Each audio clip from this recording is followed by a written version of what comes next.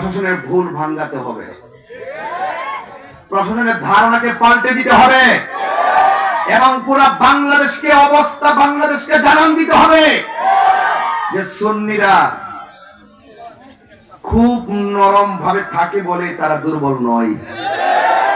ঠিক কিনা বলেন?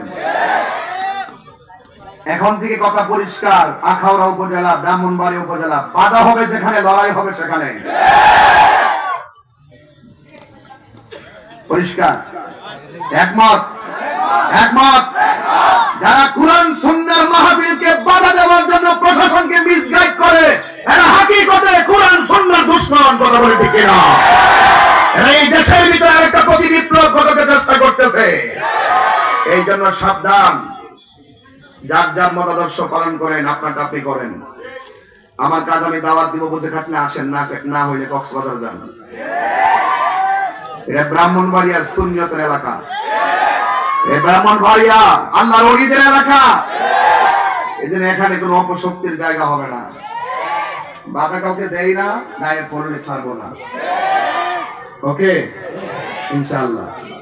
আমি গত পরশুদিন মাহফিল করছি আনোয়ারপুর দিনের বেলা। কথা বলেন ঠিক কিনা? কয়েকদিন আগে আমার চাঁদপুর মাহফিল বন্ধ হলো। আজকের এই মাহফিলে দেখলাম যে 30-25 জন পুলিশ প্রশাসন দরকার ব্যারিকেড দিয়ে রেখেছে। কেন? প্রশাসনের দোষ না।